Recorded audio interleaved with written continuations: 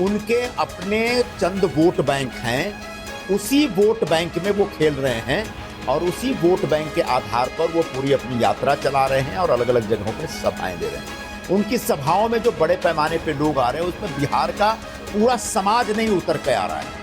वह जो उनका वोट बैंक है मुस्लिम और यादव, वही ज़्यादातर बड़ी संख्या में आ रहे हैं। तो वो वोट बैंक उनका पहले से था और उनको लगता है कि ये भीड़ देख करके कि उनकी सरकार आ रही है तो बहुत बड़ी गलतफहमी में है। फिर से आरजेडी और कांग्रेस पार्टी 30% प्लस 6%, कहीं 36% वोट पे जाकर के सिमट जाएगी। ये बात सही है कि भारत के प्रधानमंत्री श्री नरेंद्र मोदी जी को उनकी मां के नाम पे जो गाली दिया गया, वह गाली देने का पूरा जो कार्यक्रम था कांग्रेस के मंच पे था और कांग्रेस और आरजेडी की एक ज्वाइंट सभा थी और उस सभा में कांग्रेस के कार्यकर्ताओं ने और शायद आरजेडी के लोगों ने भी गाली दी।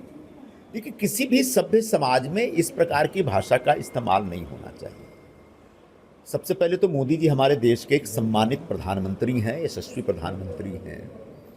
उनकी माताजी आज नहीं हैं इस दुनिया में।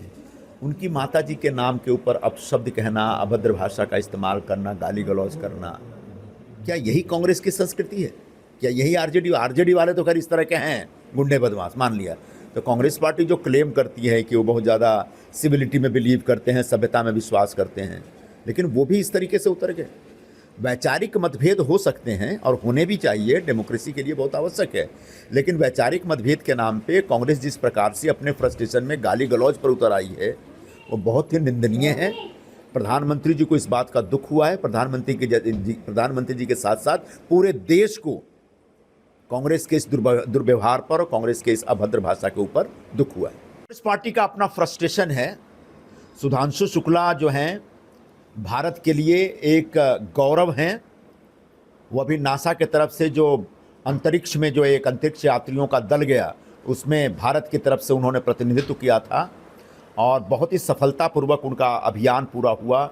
वो ऊपर गए, वहाँ पर 1 हफ्ते 10 दिन रहे, उसके बाद उतरे। फिर नासा वालों ने उनको शारीरिक रूप से स्वस्थ किया, उसके बाद यहाँ पर आए। पूरे देश में जश्न का माहौल है उनको लेकर के। संसद में उनके सम्मान में एक बाकायदे प्रस्ताव पारित हुआ जिस पे संसद में सभी पार्टियों के सदस्यों ने अपनी तरफ से उनकी भूरी भूरी प्रशंसा की थी।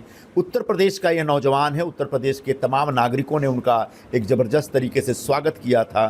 खुद उत्तर प्रदेश के मुख्यमंत्री योगी आदित्यनाथ जी ने उनका स्वागत किया था। ऐसे में कांग्रेस के लोग अपनी कुंठावश, अपने फ्रस्ट्रेशन में आकर के जिस तरीके से बयान दे रहे हैं कि सुधांशु शुक्ला एक पैसे देकर के अंतरिक्ष यात्री बने थे, मुझे लगता है कि इससे ज़्यादा शर्मनाक बयान नहीं हो सकता।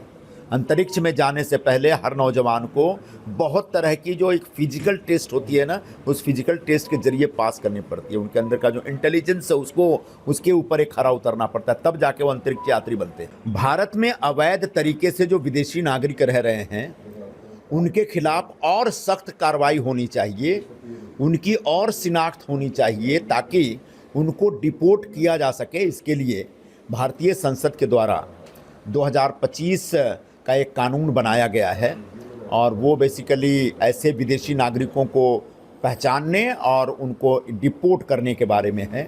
आज से उस कानून को लागू करने का नोटिफिकेशन जारी हुआ है। निश्चित तौर पर ऐसे सख्त कानूनों की हमारे यहाँ आवश्यकता है क्योंकि पहले से हम लोग 140 करोड़ लोग हैं और 140 करोड़ लोगों के पास जो हमारे पास संसाधन है वो कम पड़ते हैं। लोगों को बड़ी तकलीफ़ होती है। ऐसे में दूसरे देशों से अवैध तरीके से आके जो लोग रह रहे हैं और हमारे नौजवानों का रोज़गार छीन रहे हैं और हमारे मजदूरों का रोज़गार छीन रहे हैं और वो अवैध तरीके से हमारे संसाधनों का जो दुरुपयोग कर रहे हैं उसके ऊपर रोक लगनी चाहिए।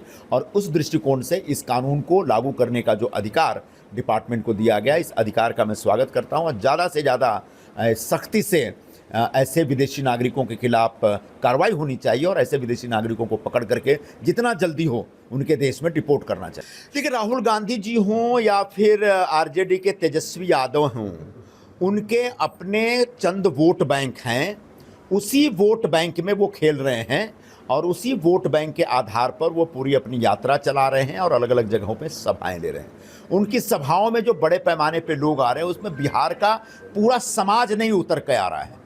वह जो उनका वोट बैंक है मुस्लिम और यादव, वही ज़्यादातर बड़ी संख्या में आ रहे हैं। तो वो वोट बैंक उनका पहले से था और उनको लगता है कि ये भीड़ देख करके कि उनकी सरकार आ रही है तो बहुत बड़ी गलतफहमी में है। फिर से आरजेडी और कांग्रेस पार्टी 30% प्लस 6%, कहीं 36% वोट पे जाकर के सिमट जाएगी। इसमें जो जनसुराज पार्टी अभी सेंध मारेगी, उसकी वजह से इनके वोट बैंक में और भी कमी आ सकती है। तो बहुत आशातीत सफलता कांग्रेस को इस वोट जन अधिकार यात्रा से मिलने वाली है, मुझे ऐसा नहीं लगता। हाँ, उनका जो अपना वोटर है, जो उनका वोट बैंक है, उसमें एक प्रकार का उन्होंने उत्साह और जोश पैदा करने की कोशिश की है, उसका लाभ उनको मिलेगा। लेकिन बिहार का चुनाव वो जीत जाएंगे, सरकार बनाएंगे, मुझे ऐसा नहीं लगता।